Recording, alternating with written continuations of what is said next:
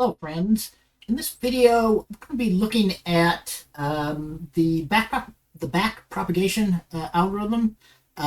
So basically, the idea before I get into this is kind of in the preceding when we talked about gradient descent and stochastic gradient descent, the SGD. We kind of casually assume that because a function is differentiable, we can easily compute its gradient. So, but is that true? The issue for neural networks is that the actual function for the loss depends on the forward pass through a large number of layers. So it's actually a sequence or a chain of tensor operations. So so it wasn't always obvious. I mean, could you actually differentiate that function, calculate the gradients of that tensor function for a large number of layers? In fact, neural networks preceded what we would call deep neural networks or deep hierarchical networks they were actually invented back in the 60s or so. So for quite a while, nobody thought neural networks were very interesting or useful because nobody kind of had thought of the idea of how you can actually calculate the gradient if you have more than one or two layers of the neural network. So the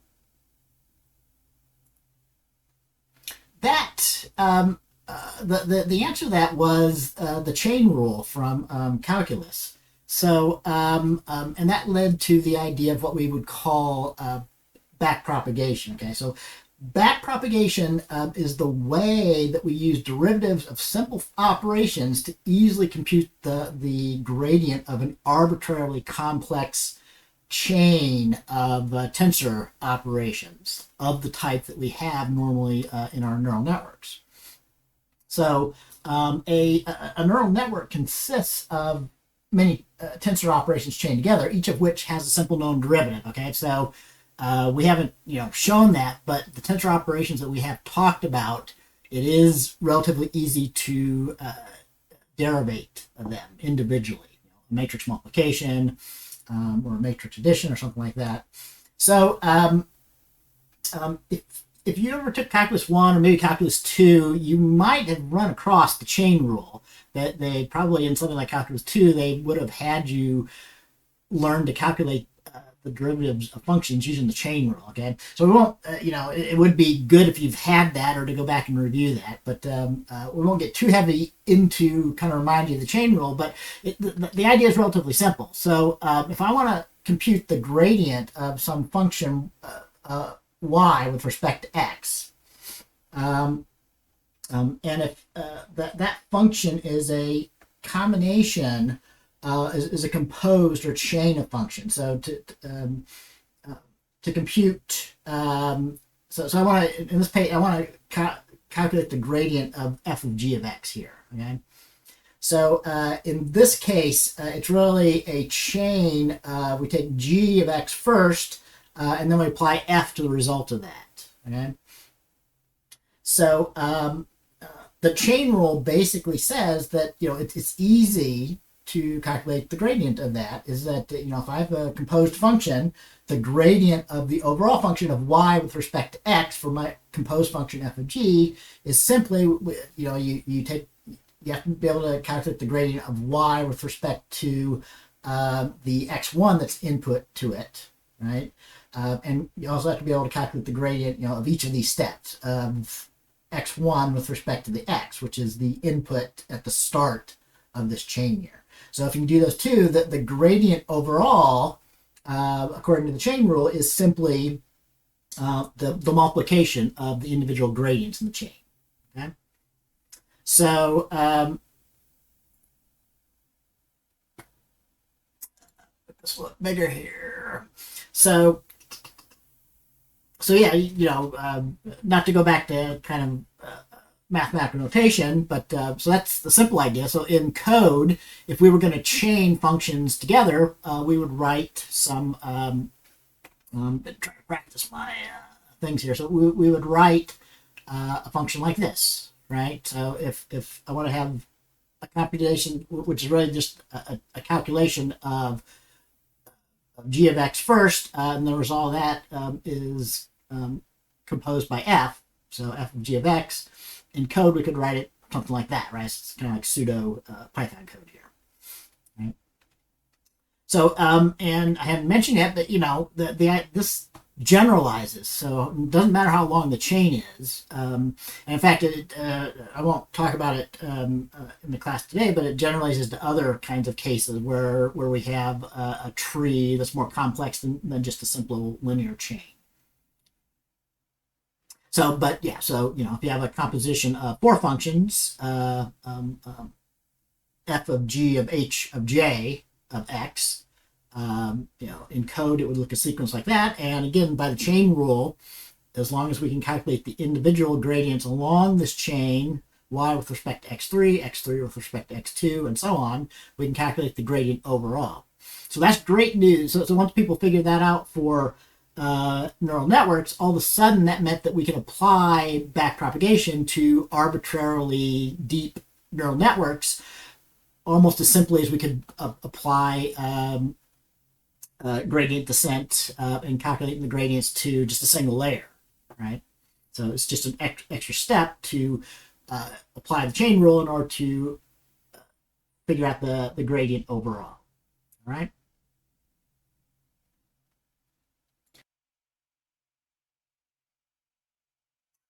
So a useful way to think of and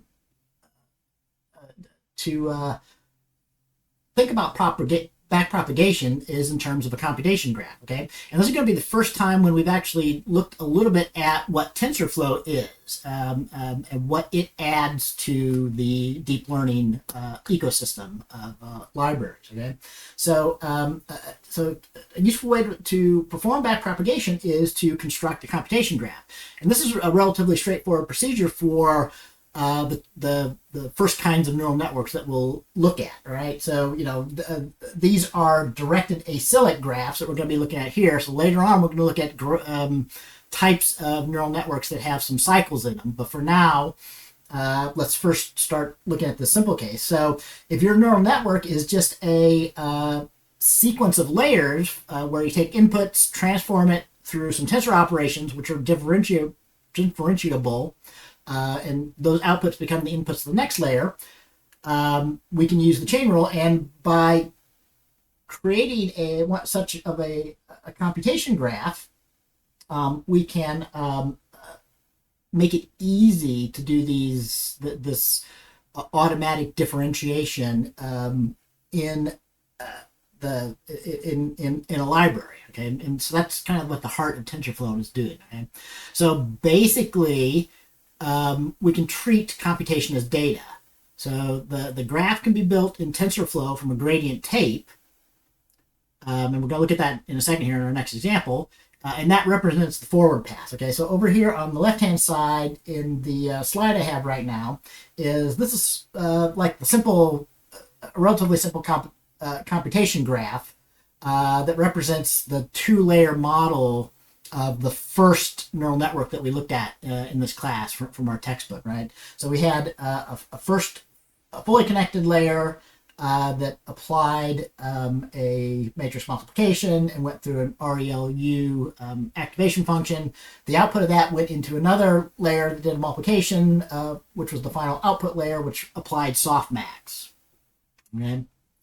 So the interesting thing about TensorFlow is that as you'll see in a second, is that it can build this computation graph for you just from you specifying the calculations that you want to perform for the forward pass, right? And then, as we're going to talk about, the act of differentiating this graph is if we reverse this graph, we can perform the backpropagation backward pass. So by reversing the acyclic graph, we can easily use this represents using the chain rule to easily calculate the derivatives or the gradients of any of these values with respect to any others by following the graph to the set of weights that we need to get the gradients for.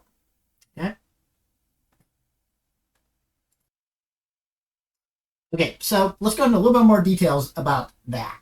Okay, so let's first just think about the forward pass. All right, so we're considering an even more simplified graph here. So we only have a single layer. So the way to think about what's shown here is we have just a single simple function. In fact, we've also simplified. We're not really using tensors. If you read this example from our textbook, these are just scalar values. Okay, so you can see that the input, we've got two learnable parameters, learnable parameters, W and B here. So really the input, whatever the input is multiplied by, these are the current values for our parameters. So the result would be that we get 3 times x, 3x is the result of this multiplication. So you can think of that as the first operation in a chain of operations. And then the next operation, we're performing an addition with b. So 3 times x plus 1. So b is set to 1 here. So that gives us our result of putting through these two operations. And again, if we were inputting a tensor, these would be tensor operations. We're just inputting a scalar right now. And then the loss function, we're not going to use the square root error. We're just going to use the simple difference. But that will still work here for this example. So here, for the input 2, the true value is 4. So the difference, so our loss function is really being expressed here as just simply y true minus y prediction, or the other way around. So y prediction minus y true. So just 7 minus 4, which equals 3. Right? So so basically, the TensorFlow can construct this forward pass from your input network architecture. So, we want to, and it can use the computation graph to perform the forward pass. So it would, whatever the current values of WB are, it could calculate all of these subsequent steps to calculate everything you need on the forward pass. Okay. So the idea now, though, is we want to update our learnable parameters, W and B in this example, that will minimize this loss value. So we want to be able to compute the gradient of the loss value with respect to B. So the gradient with respect to B, in order to know which direction we should change B to make it closer to 4, if we have see an input of 2 again. And the gradient of the loss value with respect to W. So we can update our W learnable parameter here so that it will, so anyway, if we update both of these the way the gradient tells us in order to go towards a smaller loss, the next time we see a 2, we should get a value that would have a smaller loss than 3, that's closer to 4, right? But anyway, back the computation graph we've looked at so far is represents what's built by TensorFlow that we're going to be using, and that represents the forward pass. So we can use that to do the forward pass, that given the inputs, what the Y predictions are and what the loss value is for our network and our loss function. Okay, so now let's look at the backward pass, where we'll use backpropagation. So here, and this is where the power of TensorFlow comes from. So to do the backpropagation and apply the chain rule, it can automatically build the forward pass graph, and then if you just reverse the graph. So here, every link in the directed graph previously for the forward pass is just reversed. So if we had a link from A to B, there's now a link from B back to A. And so this will allow us to, by applying the chain rule, to calculate the gradient of the loss value with respect to B with respect to both of our learnable parameters.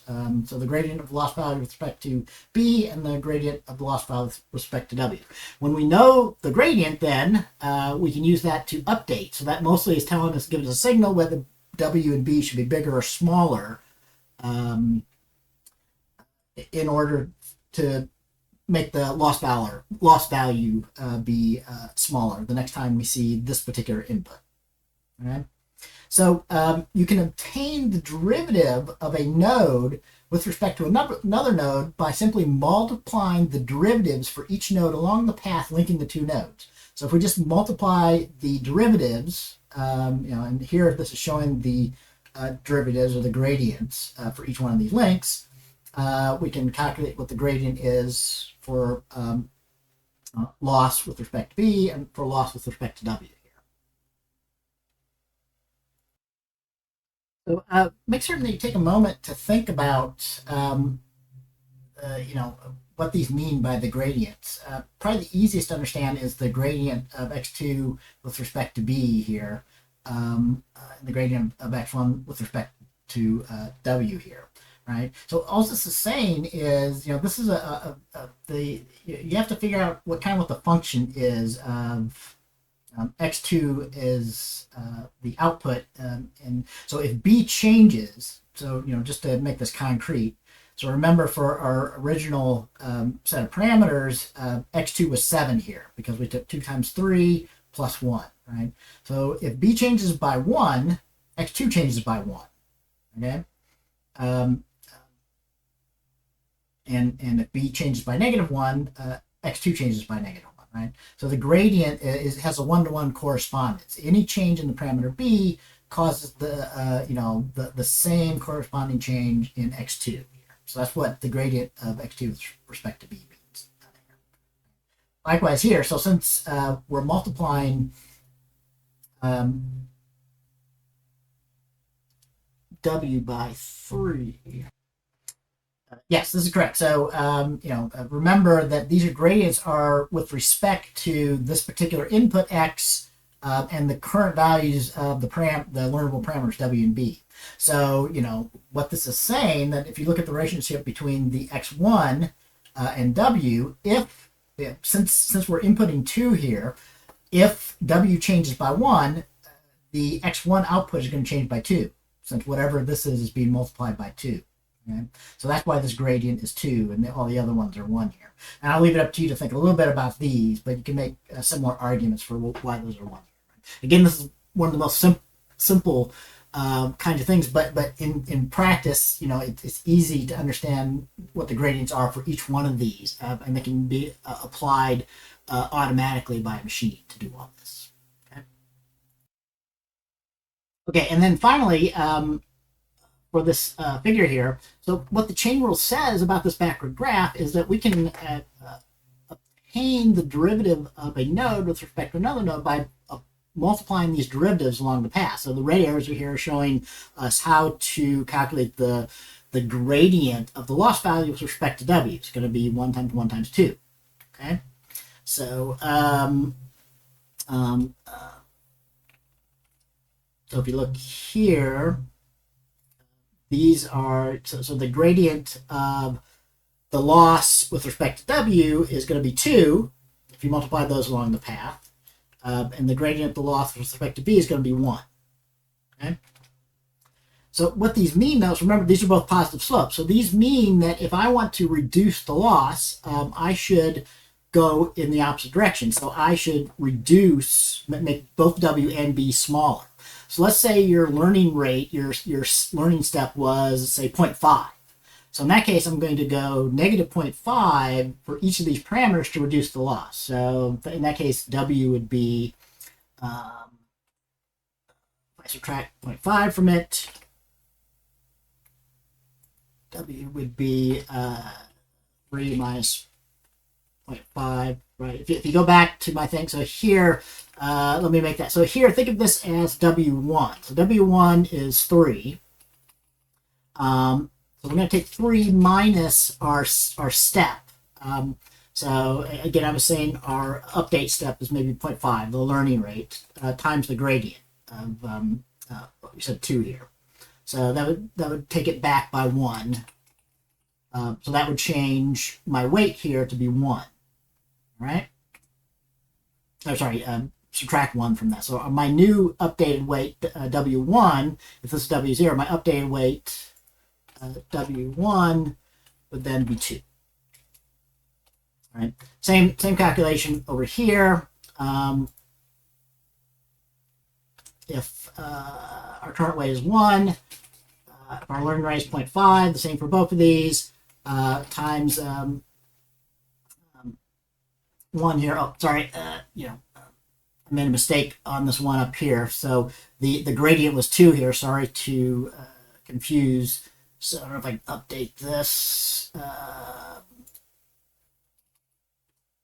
But yeah. So anyway, but yeah, I was right on this. So the gradient was 2. So if you multiply that by your learning rate, subtract that from the current weight, you get an update of 2. And for this one, we would take 1 minus a half, so we would end up with an update of 0.5 for our new bias weight here. All right. So then, if you look at that, indeed the loss would be reduced. So the next time we see 2, we would take 2 times 2 is 4 plus 0.5, so we would end up with 4.5 instead of 7 like we had before, and the loss has gone down from 3 to 0.5. I would encourage you, to maybe try with some other things, right? So given the different weights of stuff, you should get positive or negative gradients, but they should always give you, if you update with a small enough learning rate, that the loss value is reduced. It's getting smaller.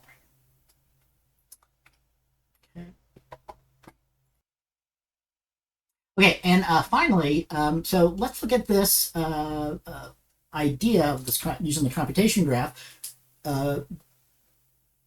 using Tensorflow here. So the API through which you can leverage Tensorflow's automatic differentiation is called this GradientTape. Okay, so we're going to do the same example we were just doing on our slides, but using Tensorflow, and you can see how easy it is, right? So here we're going to be using the same function. Okay, so so for our first concrete example here, so a TensorFlow variable is a specific kind of tensor meant to hold mutable state. Okay, so it can hold scalars or tensors, so arrays. So I mean, all the weights, all the learnable parameters in the neural network are always going to be TensorFlow variable instances, because we need to be modifying them as a process of updating the weights through gradient descent. Right? So like in this example, remember we just have a single TensorFlow variable x.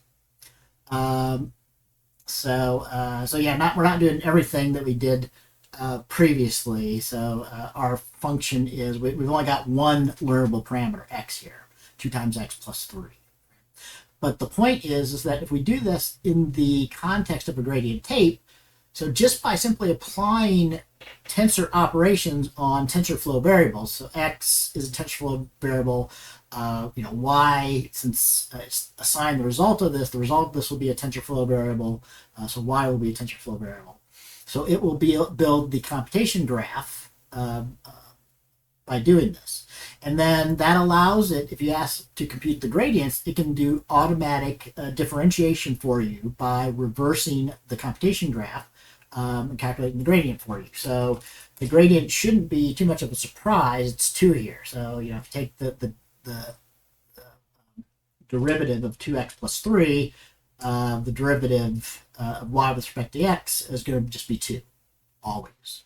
Right? So the slope will always be 2 for a straight line like this. Okay, and then finally, that could have been a tensor, and we could have had multiple tensors, right? So we could have recreated our simplest example we were just talking about by adding another TensorFlow variable b. But here we create a 2 by 2 matrix x here, but this will still work. So initially x is 0, but this is still the same function, so the gradient is going to be 2 for all entries in our tensor here. Oh yeah, so actually, so I'd forgotten, but right, this is basically what we were kind of looking at before. If we had set our input x to be 2, and if we set b to be 1, I should have set b to be 1 here. Or sorry, and then the weights to be like 3. This would have been similar to what we had before. But this will no longer have a simple gradient because we're doing a matrix multiplication and a matrix addition. But you can build a computation graph of that and calculate the gradients for all those items in this tensor. Okay, so that's all for this video on our third part of the engine of neural networks. So, I hope these were useful for you. Kind of in summary for this video, we reviewed the, we gave you an idea of how backpropagation works. This was kind of a big deal. This was the first thing that allowed people to actually use neural networks in non-trivial ways. So to have more than one or two layers. Right? So the chain rule basically does say that the gradient of a chain of functions is just a simple multiplication of the different parts of the chain. So it is possible, as long as we can get the derivative of each part of each function along the chain, to calculate the gradients for a large number of layers. Right? This was our first look at the TensorFlow library. So we'll get some more look and use of that there. So, TensorFlow, there's a couple of others that do similar, but TensorFlow is by far the most popular that can do this sort of automatic differentiation. But when you understand what it's doing, it's building these computation graphs automatically by looking at your operations for a forward pass, and then it can use that to reverse the graph and automatically differentiate using the chain rule. So that's called backpropagation for the backward pass. All right, that's it. I hope I will see you in the next video, and I will see you guys all later.